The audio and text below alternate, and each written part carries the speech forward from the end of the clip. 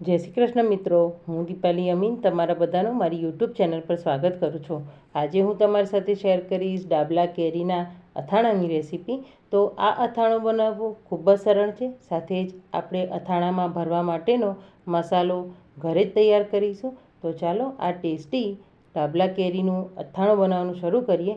બનાવેલા આ અથાણાને તમે 1 વર્ષ સુધી ફ્રીઝમાં રાખી સ્ટોર કરી શકો છો, જેને તમે ખીચડી, પુલાવ, થેપલા કે પછી પરાઠા સાથે પણ ખાઈ શકો છો। તો ચાલો આ ટેસ્ટી ડાબલા કેરીનું અથાણું બનાવવાનું શરૂ કરીએ। 1000 જેવો અથાણાનો મસાલો બનાવવા માટે મેં અહીંયા અડધા કપ જેટલા રાઈના કુરિયા લીધા છે। તમે કપના બદલે વાટકીનો માપ પણ લઈ શકો છો। આ રાઈના કુરિયાને મિક્સર જારમાં એડ કરી દઈએ। હવે રાઈના કુરિયાને અધ કચરા પીસી લઈએ। તો તમે જોઈ શકો છો કે રાઈના કુરિયા અધ કચરા પીસાઈ ગયા છે। અહીંયા તે વાતનું ખાસ ધ્યાન રાખવું કે રાઈના કુરિયાનો પાવડર નથી બનાવવાનો, તેને આ જ રીતે અધ કચરા જ પીસવાના છે। હવે રાઈના કુરિયાને એક મોટી થાળીમાં રાઉન્ડ શેપમાં પાથરી લઈએ। હવે મેં અહીંયા 1/4 કપ જેટલા મેથીના કુરિયા લીધા છે, એટલે કે અડધા કપ રાઈના કુરિયા સાથે તેનાથી અડધા 1/4 કપ જેટલા મેથીના કુરિયા લેવાના છે। તેને પણ મિક્સર જારમાં એડ કરી પલ્સ મોડ પર અધ કચરા પીસી લઈએ। તો તમે જોઈ શકો છો કે મેથીના કુરિયા પણ અધ કચરા પીસાઈ ગયા છે। હવે તેને પણ થાળીમાં રાઈના કુરિયાની જેમ પાથરી દઈએ। હવે મેં અહીંયા 1/8 કપ જેટલી લીલી વરિયાળી લીધી છે। બજારમાં મળતા મસાલામાં લીલી વરિયાળીનો ઉપયોગ કરવામાં આવે છે, જેથી અથાણામાં તેનો સ્વાદ ખૂબ જ સરસ લાગે છે। તેને પણ મિક્સર જારમાં એડ કરી પલ્સ મોડ પર અધ કચરી પીસી લઈએ। તો આપણી લીલી વરિયાળી પણ અધ કચરી પીસાઈ ગઈ છે। તો હવે તેને પણ રાઈ અને મેથીના કુરિયા સાથે થાળીમાં આ રીતે પાથરી દઈએ। હવે થાળીના સેન્ટરમાં 1 ચમચી જેટલી હિંગ એડ કરી દઈએ। હવે અથાણાના મસાલામાં એડ કરવા માટે મેં ગેસની ફ્લેમ પર વઘાર્યું રાખ્યું છે। તેમાં 2 મોટી ચમચી જેટલું તેલ એડ કરી દઈએ। તેલને સારી રીતે ગરમ કરી લેવું। તમે જોઈ શકો છો કે તેલમાંથી ધુમાડા નીકળવા લાગ્યા છે, મતલબ કે તેલ સારી રીતે ગરમ થઈ ગયું છે। તો ગેસની ફ્લેમ બંધ કરી દઈએ। અહીંયા તે વાતનું ખાસ ધ્યાન રાખવું કે ગરમ તેલને મસાલામાં એડ નથી કરવાનું, થોડું રૂમ ટેમ્પરેચર પર આવે પછી જ એડ કરીશું। તો લગભગ 2 થી 3 મિનિટનો સમય થઈ ગયો છે અને તેલ પણ રૂમ ટેમ્પરેચર પર આવી ગયું છે। તો આ તેલને મસાલામાં એડ કરી દઈએ। તેલ એડ કર્યા બાદ બીજી થાળી વડે મસાલાને ઢાંકી દઈએ, જેથી તેનો બધો જ ફ્લેવર મસાલામાં આવી જાય। તો લગભગ 4 થી 5 મિનિટનો સમય થઈ ગયો છે। તો હવે થાળીને લઈ લઈએ અને સહેજ ગરમ મસાલાને ચમચી વડે સારી રીતે મિક્સ કરી લઈએ। હવે આ સહેજ ગરમ મસાલામાં અડધી ચમચી જેટલી હળદર પણ એડ કરી દઈએ, જેથી તે પણ સારી રીતે શેકાઈ જાય। હવે અથાણાના મસાલામાં મીઠું એડ કરવાનું છે, તો તેના માટે આપણે મીઠાને શેકી લઈએ। તો મીડિયમ ગેસની ફ્લેમ પર મેં અહીંયા એક નાનું પેન રાખેલું છે, તેમાં 2 મોટી ચમચી જેટલું મીઠું એડ કરી દઈએ અને લો ગેસની ફ્લેમ પર મીઠાને સારી રીતે ડ્રાય રોસ્ટ કરી લઈએ। તો મીઠાને આ રીતે ડ્રાય રોસ્ટ કરવાથી તેમાં જે પણ મોઇશ્ચર હશે તે બધું જતું રહેશે અને આપણો અથાણાનો મસાલો લાંબા સમય સુધી સારો રહેશે। તો હવે લગભગ 1 થી 2 મિનિટનો સમય થઈ ગયો છે અને મીઠું પણ સારી રીતે ડ્રાય રોસ્ટ થઈ ગયું છે।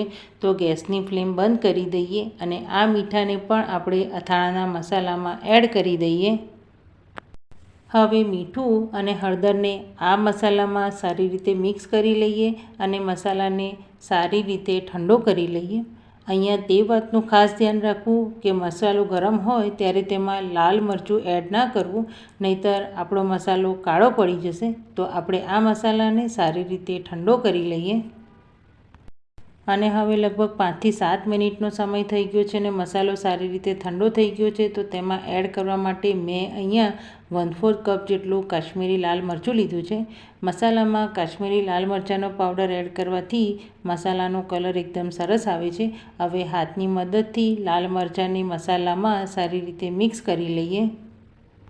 તો હવે તમે જોઈ શકો છો કે મેં બધી જ વસ્તુઓને સારી રીતે મિક્સ કરી લીધી છે અને આપણો આ એકદમ બજારમાં મળે તેવો પરફેક્ટ માપ સાથે અથાણાનો મસાલો બનીને તૈયાર છે।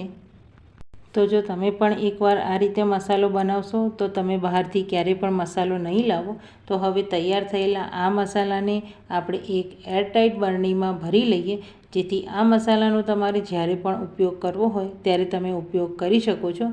હા, તે વાતનું ખાસ ધ્યાન રાખવું કે મસાલાને આપણે એરટાઇટ બરણીમાં જ ભરવો. આ મસાલાને તમે 1 વર્ષ સુધી સ્ટોર કરી શકો છો. અને હવે કેરીનું અથાણું બનાવવા માટે મેં અહીંયા વજનમાં 1 કિલોગ્રામ જેટલી નાની સાઇઝની કેરી લીધેલી છે. તો ડાબલા કેરીનું અથાણું બનાવવા માટે આ રીતે ફ્રેશ અને નાની સાઇઝની કેરીની જ પસંદગી કરવી, જેથી આપણે તેમાં ગોટલીમાં રહેલો ભાગ નીકાળી મસાલાને સારી રીતે ભરી શકીએ. મેં અહીંયા કેરીને પાણીથી સારી રીતે સાફ કરી અને કોરી કરી લીધેલી છે. અને હવે ચાકુની મદદથી કેરીની ઉપરની અને નીચે રહેલા ડીટિયાના ભાગને નીકાળી લઈએ. અને હવે ફરીથી કેરીમાં આ રીતે વચ્ચે કાપો પાડી તેમાં રહેલી ગોટલી કે જેને બી કહેવામાં આવે છે તેને નીકાળી લઈએ. તો તમે જોઈ શકો છો કે મેં કેરીમાંથી ગોટલીને નીકાળી લીધેલી છે. તો હવે આ જ રીતે બધી જ કેરીને સાફ કરી તેમાંથી ગોટલીને નીકાળી લઈએ. તો મેં બધી જ કેરીમાં આ રીતે જે બીનો ભાગ રહેલો છે તેને નીકાળી લીધેલો છે. હવે આપણે આ કેરીમાં મસાલાને ભરવાનો છે. તો આપણે જે મસાલો તૈયાર કરેલો છે તેમાંથી મેં અહીંયા વજનમાં 100 ગ્રામ જેટલો એટલે કે 3/4 કપ જેટલો અથાણાનો મસાલો લીધેલો છે. હવે તેમાં એડ કરવા માટે મેં અહીંયા 2 મોટી ચમચી જેટલા તેલને સારી રીતે ગરમ કરી ઠંડુ કરી લીધેલું છે. તો જ્યારે પણ તમે આ રીતે અથાણું બનાવતા હો ત્યારે તેલને ગરમ કરી ઠંડુ પડ્યા બાદ જ એડ કરવું, જેથી મસાલો કાળો ના પડે. તો હવે તેલને અથાણાના મસાલામાં એડ કરી ચમચીની મદદથી સારી રીતે મિક્સ કરી લઈએ. તો મેં તેલને મસાલામાં સારી રીતે મિક્સ કરી લીધેલું છે. હવે તૈયાર થયેલા આ મસાલાને આપણે કેરીમાં ભરવાનો છે. તો હવે થોડો મસાલો હાથમાં લઈ કેરીમાં આ રીતે પ્રેસ કરી ભરી લઈએ. અહીંયા આપણે મસાલાને સારી રીતે કેરીમાં ભરવો, જેથી મસાલા સાથે આપણી કેરી જ્યારે સોફ્ટ થશે તો તે ટેસ્ટમાં ખૂબ જ સરસ લાગશે. તો હવે મેં મસાલાને સારી રીતે ભરી લીધેલો છે. તો હવે આ જ રીતે બધી જ કેરીમાં મસાલાને ભરી લઈએ. મેં અહીંયા બધી જ કેરીમાં મસાલાને સારી રીતે ભરી લીધેલી છે. હવે આ કેરીને આપણે એક મોટા વાસણમાં ટ્રાન્સફર કરી લઈએ. અને હવે ઢાંકણ બંધ કરી 7 થી 8 કલાક માટે અથવા તો આખી રાત માટે રહેવા દઈએ, જેથી બધા જ મસાલાની ફ્લેવર કેરીમાં સારી રીતે એબ્ઝોર્બ થઈ જાય. તો હવે લગભગ 8 કલાકનો સમય થઈ ગયો છે અને ઢાંકણ ખોલી કેરીને જોઈએ તો તમે જોઈ શકો છો કે આપણે મસાલામાં જે તેલ એડ કરેલું હતું તે પણ છૂટું પડી ગયું છે, સાથે જ કેરી થોડી સોફ્ટ પણ થઈ ગઈ છે. તો હવે આપણે આ કેરીમાં તેલ એડ કરવાનું છે. તો તેના માટે મેં અહીંયા મીડિયમ ગેસની ફ્લેમ પર પેન રાખેલું છે. તેમાં તેલ એડ કરી દઈએ. મેં અહીંયા વજનમાં લગભગ 400 ગ્રામ જેટલું તેલ લીધેલું છે, જે લગભગ 1.5 કપ જેટલું છે. મેં અહીંયા સિંગ તેલનો ઉપયોગ કર્યો છે. તમે સરસિયાના તેલનો પણ ઉપયોગ કરી શકો છો. તો હવે તેલને સારી રીતે ગરમ કરી લઈએ. તો તમે જોઈ શકો છો કે તેલ ગરમ થઈ તેમાંથી ધુમાડા નીકળવા લાગ્યા છે. તો ગેસની ફ્લેમ બંધ કરી દઈએ અને તેલને ઠંડુ કરવા માટે પ્લેટફોર્મ પર રાખી દઈએ. તો લગભગ 10 મિનિટનો સમય થઈ ગયો છે અને તેલ સારી રીતે ઠંડુ થઈ ગયું છે. તો હવે આ તેલને આપણે કેરીમાં એડ કરી દઈએ અને હવે ફરીથી ઢાંકણ બંધ કરી કેરીને 10 મિનિટ માટે તેલ સાથે રહેવા દઈએ, જેથી કરીને બધા જ મસાલા તેલ સાથે મિક્સ થઈ જાય. તો હવે લગભગ 10 મિનિટનો સમય થઈ ગયો છે અને કેરી તેલ સાથે સારી રીતે મિક્સ થઈ ગઈ છે. તો હવે આપણું ડાબલા કેરીનું અથાણું બનીને તૈયાર થઈ ગયું છે. હવે આપણે આ અથાણાને સ્ટોર કરવાનું છે. તો તેના માટે મેં અહીંયા એક કાચની સ્ટરીલાઇઝ બોટલ લીધેલી છે. તમે કાચની બોટલને સારી રીતે સાફ કરી તડકે સૂકવીને પણ ઉપયોગ કરી શકો છો. પણ જ્યારે તમે આ રીતે અથાણાને સ્ટોર કરતા હો તો કાચની બોટલનો જ ઉપયોગ કરવો. તો હવે આ બોટલમાં આપણે અથાણાને ભરી લઈએ.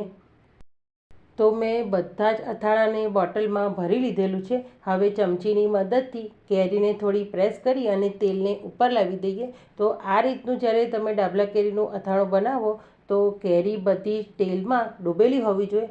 જો તમે તેલ એડ કરો અને થોડીક પણ કેરી બહાર હોય તો ફરીથી બીજું થોડું તેલ ગરમ કરી ઠંડુ પડ્યા બાદ તેમાં એડ કરી દેવું.